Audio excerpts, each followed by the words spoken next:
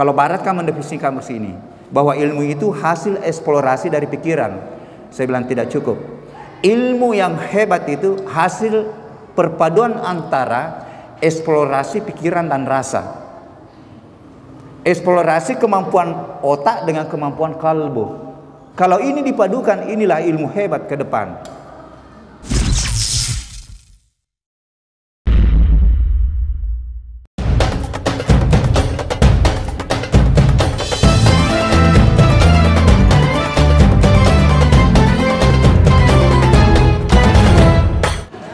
Bismillahirrahmanirrahim. Assalamualaikum warahmatullahi wabarakatuh.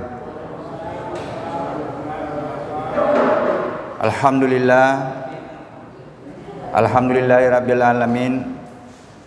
Allazi halakas samawati wal arda wa ma bainahuma. Asyhadu an la ilaha illallah wahdahu la syarika lahu wa asyhadu anna Muhammadan abduhu wa rasulullah nabiyya ba'da. Qala Allah Ta'ala bil kitabil karim, a'udzu billahi minasyaitonir rajim. Bismillahirrahmanirrahim. Ya ayyuhalladzina amanu ittaqullaha haqqa tuqatih wa la tamutunna illa wa antum muslimun. Shadaqallahul azim. Hadirin sidang jemaah maghrib yang insyaallah dimuliakan Allah. Puji dan syukur senantiasa kita panjatkan kehadirat Allah, Tuhan yang menciptakan langit dan bumi serta seluruh yang ada di dalamnya. Tuhan yang menjadikan matahari dan bulan sebagai alat perhitungan waktu, sehingga alhamdulillah pada malam hari ini Allah memberikan kesempatan untuk kita menata hidup kita lagi, melanjutkan perjalanan kehidupan kita. Malam ini sudah 6 Jumadil Akhir 1443 Hijriah. Ini tidak terasa, mudah-mudahan Allah memberikan umur yang panjang. Tidak terasa nanti sudah masuk bulan suci Ramadan. Bertepatan dengan 9 Januari 2022 Masehi. Pergerakan bumi sudah dipelajari oleh para ilmuwan bahwa bumi bergerak selain berotasi yang menyebabkan terjadinya pergantian siang dan malam. Itu luar biasa. Itu kecepatan rotasinya itu 1700 km per jam. Diperlambat saja oleh Allah, bumi ini sudah tidak layak dihuni lagi. Karena ketika diperlambat, ketika Makassar ini berhadapan dengan matahari, itu akan seketika suhu bumi itu akan naik. Pada waktu yang bersamaan, bumi bergerak pada garis edarnya. Ini juga sudah dipelajari dengan kecepatan 107.000 km per jam. Itu akan bergerak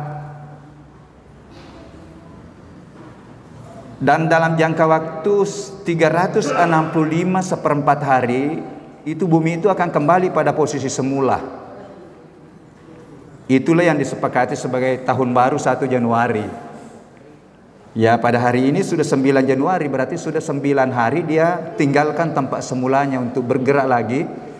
Insyaallah akan kembali lagi setelah 365 seperempat hari. Makanya ada yang disebut dengan tahun kabisat. Setiap 4 tahun itu ada penyesuaian tambahan 1 hari, di mana 1 hari itu disepakati ditambah pada bulan Maret. Februari. Bulan Februari ya. Jadi bersyukurlah yang lahir tanggal 29 Februari 4 kali 1 tahun berulang tahun.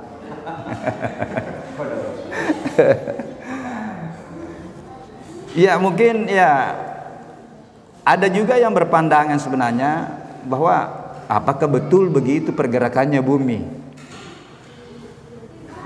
Ini betul terbukti. Kenapa sekarang bisa diprediksi kapan terjadi gerhana, Di mana terjadi setengah, di mana seperempat, di mana seperlima, karena ditahu pergerakannya itu, sehingga bisalah dipelajari. Kapan matahari dihalangi oleh bulan, ya terjadilah gerhana matahari. Jadi bukan dibuat-buat itu ya. Ya keterkadang itu kan orang yang tidak ini, wah, di mana lagi didapat itu ya. Ya gitulah ilmu ya. Yang luar biasa bisa mengungkap rahasia-rahasia kebesaran Allah di balik ilmu ya. Ya, ilmu bumi itu kan ayatnya Allah kan. Ya disebut dengan ayat kauniyah kan.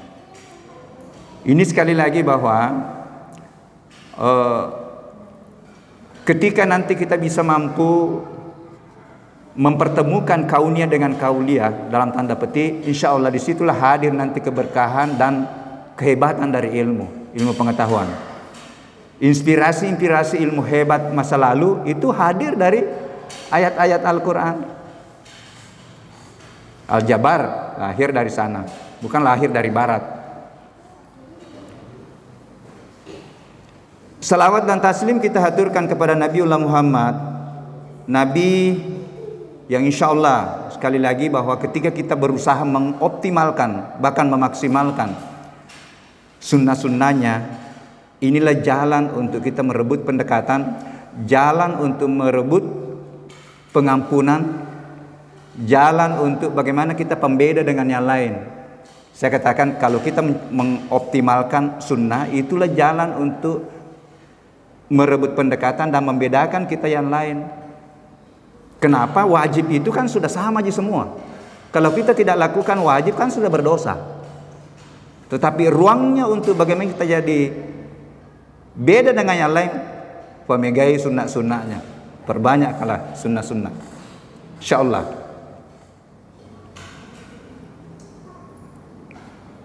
Itu Allah sudah menyampaikan. Sampaikan pada umatmu Muhammad, siapa yang mengharapkan cinta, ridha dan kasih sayangku dan peluang untuk aku ampuni dosa-dosanya, ikutilah Muhammad, ikuti sunnah-sunnahnya. Ini baru-baru kita sholat jamaah awal waktu, itu salah satu. Saya terkadang berpikir ini saja yang dipraktekkan dulu dalam kehidupan, insya Allah akan hadir keberkahan kehidupan kita dalam melakoni perjalanan hidup kita. Ini saja satu. Awal waktu ya. Qul in kuntum tuhibbunallah fattabi'uni yuhibbukumullah fayaghfir lakum dzunubakum. Itu ayatnya itu. Surah ketiga 31, Ali Imran 31. Hadirin sidang jemaah maghrib yang insya Allah dimuliakan Allah. Tema kita pada kesempatan ini adalah iman sebagai pondasi meniti jalan kehidupan. Ini sesuai dengan kurikulum yang pernah saya sampaikan. Jadi pada kesempatan ini kita akan bahas, karena peta jalan kehidupan, saya ulangi lagi, inilah ayat tadi yang saya pakai atau saya gunakan dalam mukadimah. Inilah peta jalan kehidupan. Ya ayyuhalladzina amanu ittaqullaha haqqa tuqatih wa la tamutunna illa wa antum muslimun. Hai yang sudah ada iman ya. Kalau sudah ada iman, pertahankan keimanan kita dan berusaha meningkatkan. Nanti kita lihat, karena ada tingkatan-tingkatan keimanan. Dan jadikanlah nanti keimanan yang kokoh itu untuk kita melaksanakan amalan-amalan baik yang terkait dengan ritual maupun yang terkait dengan muamalah. Ketika pekerjaan-pekerjaan kita nanti dilandasi dengan iman yang kokoh, itulah hakikatnya ketakwaan. Jadi perbuatan baik yang dilandasi dengan iman, itulah ketakwaan ya. Nah, tingkatan keberagaman seseorang dimulai dari sekedar beriman. Ini tadi, sekedar beriman sebagai fondasi menuju pada tingkatan kedua, yaitu ketakwaan. Sebagai tangga menuju puncak keberagamaan, yaitu penyerahan diri al-muslimun. Ini tadi ayat yang saya bacakan. Inilah peta jalan kehidupan untuk merebut keselamatan dan kebahagiaan fid dunia wal akhirat. Coba kita, dimanapun kita ikut, misalnya ceramah-ceramah, selalu ini jadi disampaikan. Karena rupanya ini memang kuncinya dalam kehidupan kita. Kalau sudah ada iman, pertahankan keimanan, tingkatkan keimanan untuk menjadi panduan kita di dalam berbuat. Tetapi tanpa keimanan, tidak mungkin kita melaksanakan ibadah dengan ikhlas, tidak mungkin. Inilah mungkin yang perlu kita bahas sedikit pada kesempatan ini. Apa sih sebenarnya itu iman? Menurut bahasa Arab, iman berakar kata pada amanah. Kalau di Hidayat al-amnu katanya, al-amnu itu akar katanya. Saya dapatkan kata amanah dalam Al-Quran 537 kali. Jadi ini luar biasa. Ini saja dikaji satu persatu ayatnya, banyaknya buku bisa hadir. Baru tentang iman. Kalau tidak salah itu alif lam mim itu 879 kali diulang. Ya, kata itu menghadirkan 7 turunan, termasuk ini amanah. Di sini juga iman nanti. Di sini juga ada yu'minu. Jadi kata amanah 537 kali di dalam Al-Quran. Dan iman itu didapatkan 45 kali diulang dalam Al-Quran. Ini luar biasa sekarang kalau kita mau belajar. Di mana saya dapatkan ini? Ada namanya program Korpus Al-Quran. Buka saja di YouTube. Itu sudah dikaji per kata. Jangankan per kalimat, per kata. Dibahas per kata. Luar biasa. Jadi betul itu. Habis air laut dijadikan tinta, itu tidak cukup untuk mengkaji ilmunya Allah. Ditambah lagi 2 kali. Ya, udah begitu kan di ayat Al-Quran. Nah, secara harfiah atau etimologi dapat diartikan sebagai percaya dan yakin. Yakin tanpa ragu. Tetapi harus dibuktikan nanti. Ya. Nah, secara bahasa iman adalah kepercayaan yang dipercayai oleh seseorang yang berkenan dengan agama. Nah, inilah terkadang terjadi perdebatan-perdebatan. Kalau begitu agama lain juga sebenarnya dia beriman. Ya menurut beliau, menurut dia kan. Nah, bagi umat muslim, iman merupakan kepercayaan maupun keyakinan yang tertanam dalam hati. Jadi rupanya iman ini adalah bahasa kalbu, bahasa hati, dan diwujudkan melalui lisan serta perbuatan. Ini bisa kita, kalau kita baca baik-baik itu surah Al-Baqarah ayat 2 sampai 5.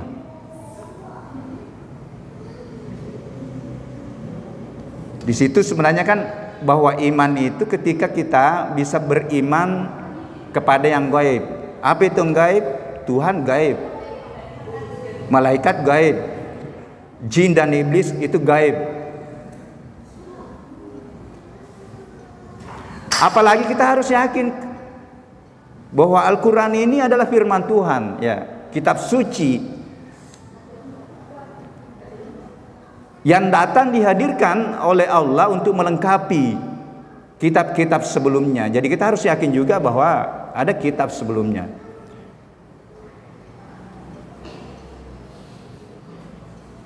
Quran diturunkan bukan hanya untuk umat Islam, tetapi diturunkan untuk umat manusia, memandu kehidupan umat manusia. Saya pernah menatar di Kendari, ada peserta itu dari Manado. Dia katakan begini, "Prof, saya suka sekali baca itu terjemahan Al-Quran." Saya bilang, "Bu, tidak salah itu, karena memang Al-Quran diturunkan bukan hanya umat Islam, tetapi diturunkan untuk umat manusia." Saya bilang mungkin suatu saat ini akan masuk Islam ini. Karena dia senang sekali katanya baca terjemahan, dia baca. Karena kan dia belum bisa baca bahasa Arabnya. Dan hadirin, ini juga salah satu rahasia untuk kita mendapatkan pembelajaran. Karena kita kan belum bisa bahasa Arab. Meskipun alhamdulillah sudah ada program kita belajar. Jadi langkah awal kalau kita belum bisa bahasa Arab, baca-baca itu terjemahannya. Baca-baca terjemahannya. Karena ini yakini bahwa Al-Quran itu kan panduan hidup. Bagaimana mau memandu kita kalau kita tidak tahu artinya? Bagaimana mau memandu? Subhanallah, Allahu Akbar, penggalan-penggalannya saya itu kalau kita pahami satu penggalan ayat, kemudian kita terapkan dalam kehidupan, luar biasa. Mau kenal Tuhan, baca Al-Quran. Dia perkenalkan namanya, dia perkenalkan sifatnya dalam Al-Quran. Dia perkenalkan zatnya, tetapi Allah sudah memperkenalkan tidak ada yang menyerupai zatnya. Laisa kamitslihi syai'un. Jadi apapun yang kita bayangkan, ketika kita membayangkan zatnya Allah, itu bukan dia. Karena Allah sudah memperkenalkan dirinya, laisa kamitslihi syai'un.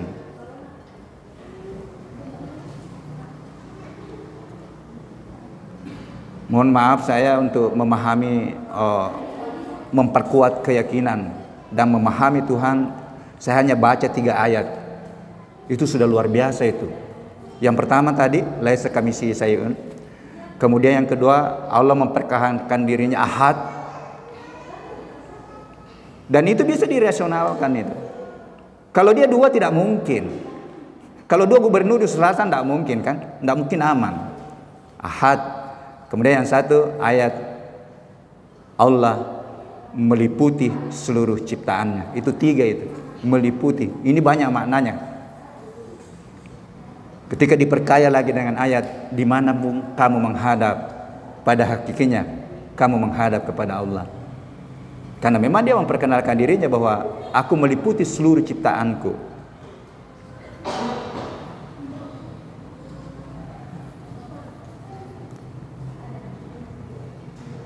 Jadi kita harus yakin bahwa kitab suci ini adalah firman Allah. Sehingga Pak Kiai Guru Tak Quraisy Shihab, dia menyampaikan begini, ketika baca Al-Quran, anggaplah diri Anda itu berkomunikasi langsung dengan Allah. Karena itu kata-kata Tuhan. Ini di dalam proses pembelajaran saya banyak saya coba. Ketika mendapatkan ayat misalnya man yasha, aku akan berikan ilmu kepada siapa yang aku kehendaki. Stop di situ, kemudian kita berdoa. Ya Allah, mudah-mudahan aku termasuk di dalamnya yang diberikan ilmu. Aku akan berikan kedudukan kepada siapa yang aku kehendaki. Aku akan berikan rezeki kepada siapa yang aku kehendaki tanpa batas. Ada semua di dalam Al-Quran. Kita diam di situ. Ya Allah, mudah-mudahan aku termasuk di dalamnya yang kau kehendaki. Dan tidak ada memang yang terjadi kecuali kehendak-kehendaknya. Dan bagaimana Allah juga menyampaikan, kalaulah bukan karena fadilah dan rahmat kasih sayangku, kamu tidak akan bebas dari godaan setan. Banyak ayat itu saya cari, itu lanjutannya itu luar biasa. Kamu tidak akan beriman, kamu tidak akan bebas dari godaan-godaan setan. Saya gunakan lagi bagaimana dalam berdoa, ya Allah, kalau bukan fadilah dan rahmat kasih sayangmu, aku tidak akan mampu untuk terhindar dari hal-hal yang engkau tidak ridha. Oleh karena itu, dengan ridha, fadilah dan kasih sayangmu, berikanlah aku, lindungilah aku. Jadi biar kita bahasa Indonesia itu. Iya. Nah, kita harus yakin bahwa ada akhirat. Karena kalau tidak yakin dengan ini, bagaimana kita mau melakoni hidup ini patuh dengan aturan-aturan yang ada? Inilah yang banyak terjadi kan di barat. Karena tidak yakin dengan akhirat, ya dia hidup di dunia ini ya dengan seenaknya saja, melabrak kiri kanan aturan-aturan Allah dan aturan-aturan mungkin yang disepakati dalam suatu institusi.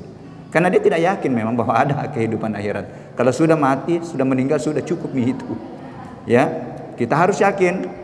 Ya, kaifa takfuruna billahi wa kuntum amwatan fa ahyaakum tsumma yumitukum tsumma yuhyikum tsumma ilaihi turja'un. Kita harus pegang itu, masih ada kehidupan. Jadi di dalam Al-Quran disebutkan kehidupan yang kedua kalinya. Ada ayat lain, Mas Anda hafal itu. Ada ayat lain bahwa kita ini yakini bahwa ada 2 kali kita dihidupkan. Dihidupkan di bumi, setelah itu pindah ke alam barzakh, setelah itu dihidupkan kembali.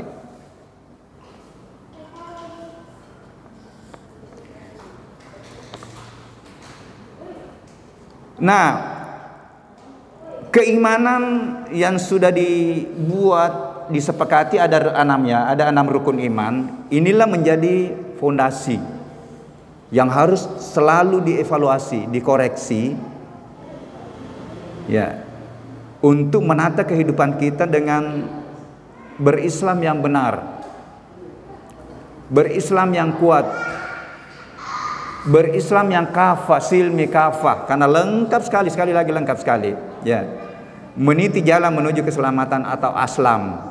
Jadi kita sudah tidak salah pilih itu memilih Islam, karena inilah frame kehidupan yang dilengkapi dengan aturan-aturan dalam Al-Quran atau silmi kafah sebagai jalan untuk merebut keselamatan atau aslam.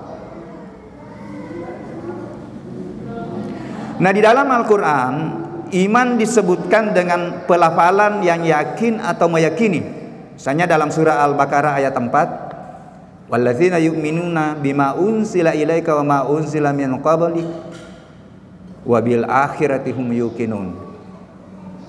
Begitu pula di surat Al-An'am 75. Nah, kalau kita melihat kedua ayat ini baru dua ayat. Itu tadi saya sampaikan bahwa ada 537 kali disebut. Itu di dalam korpus Al-Quran luar biasa, dikeli saja keluar semua lagi itu ayatnya. Dikeli lagi, keluar lagi per huruf. Cuma memang dalam bahasa Inggris. Bahasa Inggris. Jadi bagus karena belajar kita juga sedikit berbahasa Inggris. Ya, korpus Al-Quran. Hadirin sidang jemaah maghrib yang insya Allah dimuliakan Allah. Inilah mungkin definisi-definisi ya, secara etimologi ya, secara istilah. Yang jelas bahwa keimanan itu adalah terkait dengan kata hati, terkait dengan kalbu ya. Tetapi harus terimplementasi dalam ucapan dan perbuatan. Jadi tidak cukup saya beriman, saya yakin ada Allah. Tetapi kita tidak mempraktekkan dalam kehidupan. Saya yakin bahwa Allah Maha melihat. Kalau kita yakin Allah Maha melihat, pasti kita akan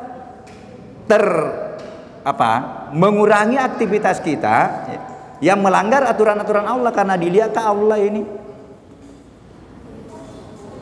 Dilihat ke Tuhan. Itu baru satu, Allah Maha melihat.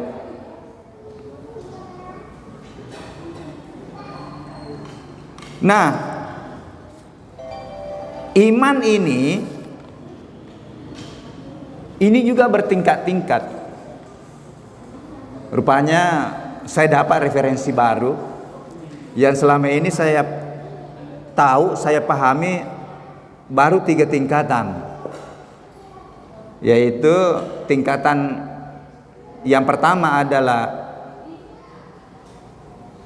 ilmu yakin, kemudian ada ainul yakin, nanti kita percaya ketika kita lihat, kemudian tingkatan yang tertinggi adalah haqqul yakin. Saya dapat referensi baru dari ini seorang ulama besar dari Banten, Syekh M. Nawawi. Ini dia membagi tingkatan iman itu dalam 5 tingkatan. Yang pertama, iman taklid. Tingkat keimanan yang pertama yaitu iman taklid. Iman taklid adalah iman yang didasarkan pada ucapan orang lain. Jadi mungkin ini yang biasa dibahasakan iman yang ikut-ikutan saja. Karena tidak mau belajar, dasar keimanannya tidak mau pelajari, tidak mau belajar Quran, tidak mau belajar membaca kitab-kitab.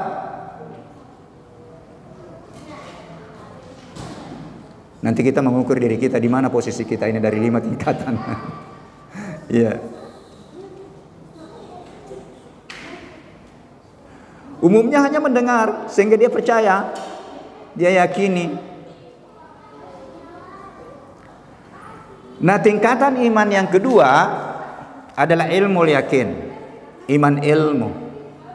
Tingkatan iman yang kedua inilah dimiliki oleh seorang hamba dalam melakoni kehidupannya, dalam beriman ya. Tadi dengan beriman dengan 6 poin ya yang sudah digambarkan. itu berusaha untuk mencari atau mempelajari dalil-dalilnya berdasarkan ilmu ya yang sudah bertebaran di mana-mana sekarang. Luar biasa. Saya biasa katakan tinggal kita tidak mau belajar. Bayangkan kalau menurut riwayat dulu itu satu hadis saja terkadang pencari ilmu itu jalan kaki berhari-hari untuk mendapatkan satu informasi satu hadis. Sekarang diklik saja di sini. Diklik saja langsung keluar semua itu hadisnya, hadis tentang apa kita mau cari. Ya. Pengajian di mana-mana melalui Zoom. Ini mudah-mudahan nanti ini sudah ada wifi ya. Bisa kita nanti melaksanakan aktivitas di sini dengan blended, padukan antara luring dan daring seperti yang di masjid di Umi itu. Luar biasa karena dinikmati juga orang di luar melalui Zoom. Nah, ini sudah ada wifi-nya.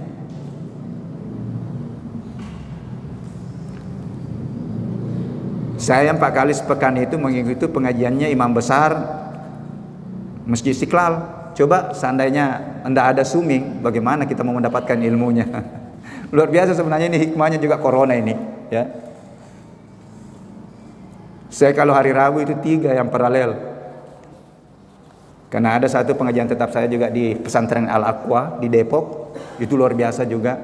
Ini juga bisa menjadi pembelajaran bagi pengelola pendidikan. Ini anak-anak pesantren sudah diberikan gambaran-gambaran keilmuan masa depan dengan mengundang ya berbagai ahli. Ada ahli otak, neurosains, ada ahli politik, ada ahli ekonomi. Itu diundang sebagai narasumber. Jadi lebih dini diperkenalkan ya perkembangan ilmu-ilmu yang diklaim sekarang ilmu umum. Saya alhamdulillah sudah 3 kali dipanggil narasumber. Saya suarakan spiritualisasi keilmuan. Bagaimana ilmu pertanian, ilmu lingkungan itu dibungkus dengan apa kata Tuhan dalam Al-Quran. Karena kalau itu kita kembalikan bagaimana dikonfirmasi dalam tanda petik dengan firman-firman Allah, itu akan hadir kembali ilmu-ilmu hebat. Yang lepas sama sekali sekarang misalnya ilmu politik. Sudah tidak ada itu unsur-unsur etikanya di dalam berpolitik dalam tanda petik. Padahal di dalam ayat-ayat Al-Quran menyampaikan saja argumentasi-argumentasi politik itu sudah ada. Jangan mudah mengklaim orang. Sekarang kan terkadang terjadi saling menjelek-jelekkan. Padahal ayat sudah mengatakan jangan menjelek-jelekkan orang, karena boleh jadi yang kau jelek-jelekkan itu lebih mulia daripada Anda. Mau cari ayat bagaimana mengelola bumi, mengelola alam, ya. Nah itu yang terkait dengan pertanian, terkait dengannya ilmunya Pak, kehutanan ya. Kelola alam tetapi jangan merusak. Ya, kulu washrabu min rizqillah wala ta'sau fil ardi mufsidin. Ya, kelola alam untuk mendapatkan rezeki tapi jangan rusak alam itu. Ya, saya dapatkan 43 ayat. Karena rupanya memang ini ya. Saya diskusikan termasuk guru Pak Nasaruddin Umar, dia katakan begini, hubungan kemanusiaan di situ sudah tersirat, sebenarnya katanya hubungan dengan alam. Tapi saya bilang, Pak Kiai bagaimana, apa salahnya kalau saya suratkan itu? Kenapa saya bilang menyikapi kesalahan kita hubungan kemanusiaan dengan hubungan dengan alam itu beda. Kalau saya bersalah sama Pak Ustaz, saya mungkin minta maaf, saya dimaafkan sudah. Tetapi kalau kita berdosa pada alam lingkungan, merusak lingkungan, harus berhenti melakukan itu. Jadi beda penyikapan kita terhadap lingkungan beda. Kalau kita terlibat di dalam merusak hutan, tidak cukup hanya kita minta maaf, tetapi harus berhenti dan menanam. Jadi beda menyikapinya, beda. Ya. Jadi saya coba tetap suarakan, mensuratkan itu ayat-ayat yang terkait dengan bagaimana lingkungan. Itulah saya bahasakan spiritualisasi lingkungan. Karena dengan aturan-aturan yang ada sekarang itu tidak mampu untuk bagaimana bumi ini bisa aman ya. dengan pendekatan-pendekatan undang-undang. Banyaknya undang-undang kehutanan hadir. Banyaknya undang-undang yang terkait dengan pengelolaan hutan, pengelolaan tanaman. Tetapi data menunjukkan bukan menurun kerusakan hutan, tetapi malah bertambah. Inilah yang kita alami sekarang. Iklim sudah kacau lagi. Data musim hujan terjadi anomali iklim namanya. Kalau musim kemarau terjadi kemarau panjang, kalau musim hujan, hujan yang berlebihan. Itu akibatnya tadi itu ya. Akibat dari kerusakan alam ini. Sehingga saya masuk sedikit untuk bagaimana sentuhan-sentuhan kalbu untuk menghargai alam. Dengan memulai definisi. Bahwa mulai dari SMP sampai saya profesor, definisinya lingkungan adalah segala sesuatu yang ada di luar diri kita yang terdiri dari hidup dan tidak hidup. Biotik dan abiotik, itu yang dipelajari. Saya bilang koma di situ. Segala sesuatu yang ada di luar diri kita, yang terdiri dari hidup dan tidak hidup, yang bersambungan dengan diri dan membentuk diri. Beda itu kita menyikapi insya Allah nanti. Selama ini air dikatakan itu unsur lingkungan, padahal air itu adalah unsur pembentuk tubuh yang paling utama dalam tubuh. Saya merenung rupanya definisi saja itu sudah bisa merubah cara pandang kita dan merubah sikap kita. Alhamdulillah sudah mulai direspon di pusat ini. Saya bilang harus kita berani melakukan suatu redefinisi, mendefinisikan ulang apa yang dikatakan oleh Barat. Kenapa saya bilang tidak berani? Bagaimana caranya ngintip di Quran? Definisi cerdas sudah ada semua dalam Al-Quran. Kita tidak berani untuk melakukan suatu ya perubahan dari definisi yang dikeluarkan oleh Barat. Definisi cerdas dalam Al-Quran adalah tafakkaru tasakkaru, perpaduan antara tafakkur tasakkur, mengkaji ayat Allah. Kalau di dalam dunia pendidikan kan perpaduan antara kognitif, afektif dan psikomotorik, itulah cerdas. Itu kan yang dipelajari kan. Padahal ada definisi yang paling pas di dalam Al-Quran. Nah, hadirin sidang jemaah maghrib yang insya Allah dimuliakan Allah. Nah, tingkatan yang berikutnya adalah ainul yakin. Rupanya ini yang selama ini saya pahami, ainul yakin ini yang paling rendah. Karena nanti percaya ketika dia lihat. Nah, rupanya menurut Syekh Nawawi ini justru itu tingkatan ketiga. Karena dia sudut pandangnya lain. Apa sudut pandangnya? Seorang hamba yang meyakini bahwa Allah sebenarnya merupakan zat yang nyata. Makanya ditempatkan justru tingkatan ketiga di dalam beriman. Kalau yang selama ini saya pahami ini yang paling rendah, karena saya bilang dia tidak yakin kalau dia tidak lihat. Ya, nih ini bagusnya kalau kita memperbanyak referensi. Nah, dan saya kira memang betul bisa juga yang nyata yang dimaksud nyata dalam ciptaannya, nyata pada makhluknya, minimal nyata sifatnya dalam diri kita. Nanti kita bahas bagaimana rahasia di sel, rahasia di mitokondria. Ini nanti di pengajian-pengajian berikutnya. Kalau kita kaji mendalam itu, saya berpikir bagaimana caranya ini ilmuwan di Barat itu justru tidak percaya ada Tuhan. Ini sebagai gambaran, ini semua kita berasal dari ukuran 0,1 mm atau 1/100 cm. Kita berasal dari 1/100 cm, atau stem cell itu 1/100 cm. Apakah kita tidak yakin ada Tuhan? Di dalamnya itu sudah di situ ada mitokondria namanya, ada ribosom, ada DNA. Jadi menarik ilmunya sebenarnya apa? Ini luar biasa itu kalau kita kaji, dan inilah yang saya coba suarakan juga teman-teman mengajar. Ketika mengajar sel, jangan hanya memahamkan anak didik kita pengetahuan tentang sel, tetapi di balik sel yang kita ajarkan, tunjukkanlah kebesaran Allah di balik sel.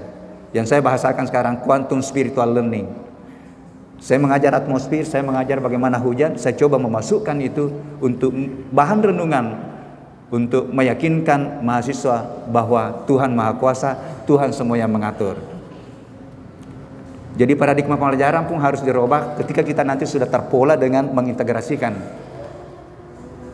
atau mengkonfirmasikan dengan sumber utama ilmu adalah Al-Quran. Nah, kemudian yang ketiga adalah hakul yakin.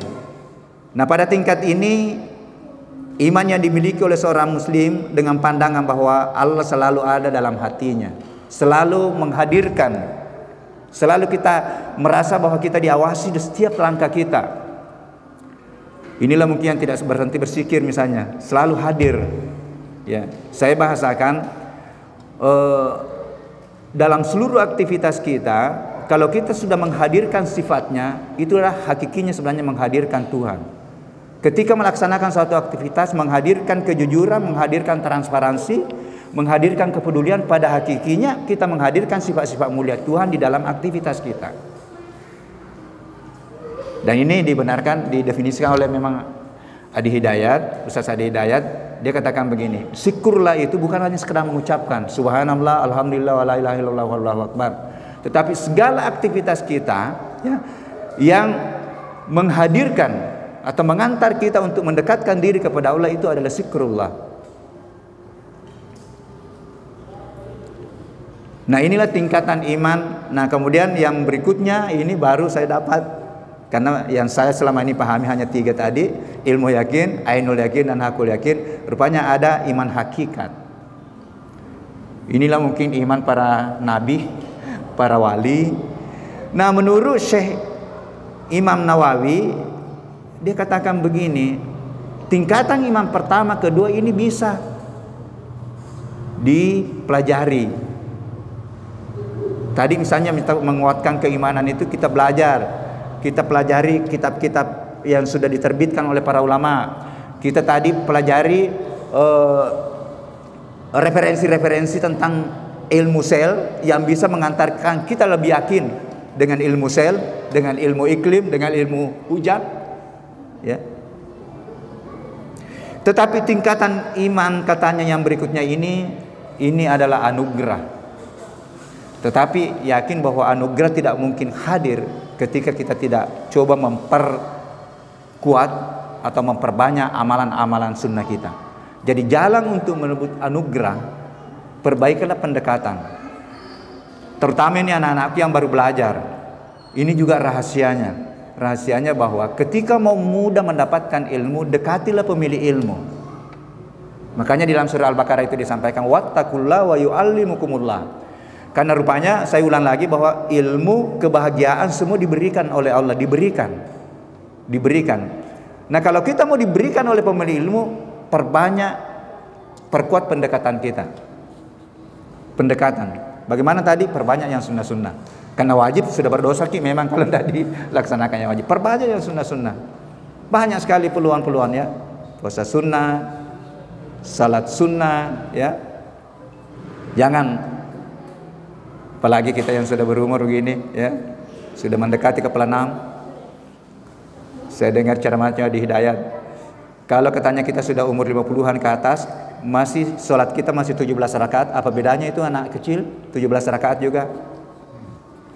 Tambah-tambah lagi. Dan itu rahasianya ini, kalau bisa kita praktekkan ya, masuk mencari ilmu, bangun salat tahajud, minta ilmu di situ. Dan jangan hanya minta ilmu, minta hikmah. Jadi berdoa minta ilmunya dan minta hikmah. Karena hikmah ini nanti bisa diberikan sebagai hak prerogatif Allah untuk diberikan kepada siapa yang dikehendaki. Yutil hikmah man yasha wa man yutal hikmah faqad utiya khairan katsira.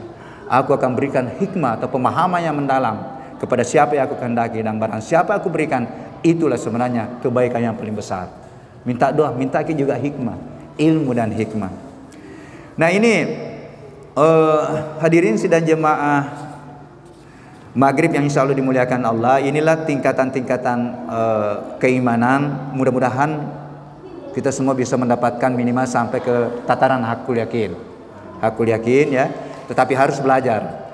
Nah, yang terakhir, bagaimana kita berusaha memperkokoh dan meningkatkan kualitas keimanan kita. Tadi karena terkait dengan kerja hati, kerja kalbu dan pikiran, harus belajar. Belajar untuk meningkatkan kepahaman agar dapat menjadi panduan dalam membuktikan iman kita dalam sikap dan perilaku kita. Karena iman itu, aku yakin, iman yang kuat ketika kita bisa buktikan. Buktikan dalam kehidupan. Referensi utamanya adalah informasi dari Tuhan, Al-Quran.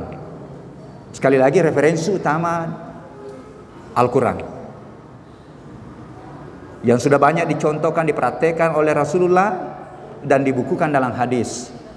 Nah inilah hadis nanti kan bertingkat-tingkat, tetapi makanya saya katakan bahwa referensi utama adalah Al-Quran. Dibukukan oleh ulama, atau dengan kata lain, iman bisa mantap ketika bertambah kepahaman kita. Kepahaman bisa bertambah ketika kita mau membaca, mau mendengar, mau mengeksplorasi pikiran dan perasaan kita. Pak Pandi, saya coba menambahkan sekarang, kalau Barat kan mendefinisikan ini bahwa ilmu itu hasil eksplorasi dari pikiran. Saya bilang tidak cukup. Ilmu yang hebat itu hasil perpaduan antara eksplorasi pikiran dan rasa. Eksplorasi kemampuan otak dengan kemampuan kalbu. Kalau ini dipadukan, inilah ilmu hebat ke depan. Ini yang saya maksud, jangan tidak berani melakukan suatu definisi baru. Barat mengatakan bahwa ilmu itu hasil eksplorasi pikiran. Kita tidak berani untuk menambahkan bahwa hasil eksplorasi pikiran ditambah dengan, dipadukan dengan eksplorasi hati. Jadi inilah dua nanti dipadukan insya Allah. Dan alhamdulillah sekarang sudah didapatkan bahwa yang paham itu bukan ini. Yang paham adalah kalbumu. Itu adalah ayat bahwa yang paham adalah kalbumu. Dan sekarang ditemukan di sini ada 20.000 sambungan neuron. Tahun 80-an, tahun 90-an ya, yang dipelajari oleh ahli neurosains, hanya di sini ada sambungan neuron yang miliaran. Ditemukan ada 20.000. Berusahalah untuk menyambungkan juga yang itu. Karena satu sambungan saja katanya menurut Aisyah Dahlan itu kalau tersambung satu itu dan bisa kita mantapkan sambungannya itu sama canggihnya dengan komputer canggih yang canggih pada zamannya. Ini 5 miliar. Makanya tidak dikatakan itu kemampuan manusia itu dengan potensi akalnya, pikirannya itu tidak terbatas sebenarnya. Tinggal bagaimana kita menyambungkan. Sambungkanlah dengan banyak membaca kitab suci, banyak membaca kitab-kitab pembelajaran-pembelajaran lainnya. Insya Allah akan tersambung. Dan ini sudah terbuka juga, kalau sudah tersambung itu susah untuk putus. Makanya kalau dia dipicu sambungan dengan kata-kata yang negatif, harus ditutupi dengan kata-kata positif. Ini dalam pembinaan anak ini baru semua saya sadari. Satu kali saja kita katakan jangan, sudah turun motivasinya karena tersambung itu jangannya di sini. Harus dimunculkan kembali motivasi dirinya. Awas. Ini sudah ditemukan semua di dalam pendekatan-pendekatan psikologi pembinaan anak. Nah, jadi ketika bertambah kepahaman ya kepahaman bisa bertambah tadi dengan membaca, kemudian tafakkur dan tasakur tentang ayat kauliyah dan kauniyah yang terhampar di luar diri kita dan ada di dalam diri kita. Kita bisa merenung, belajar dari jantung, belajar dari sel tadi. Insya Allah itulah yang akan mengantar kekuatan iman kita kepada Allah. Iman yang kuat dan kokoh dengan ilmu yakin yang dijadikan pondasi dalam beramal, baik yang berkaitan dengan amalan ritual maupun muamalah, membuka peluang hadirnya kehendak anugerah Allah. Hadir pada setiap aktivitas amalan saleh kita, itulah ketakwaan. Saya kira itu mungkin yang sempat saya sampaikan. Insya Allah pada pertemuan kita berikutnya kita akan membahas lagi tingkatan berikutnya, yaitu tingkat ketakwaan, dan tingkatan berikutnya adalah tingkatan penyerahan diri al-muslimun. Luar biasa, referensinya semua luar biasa di dalam Al-Quran.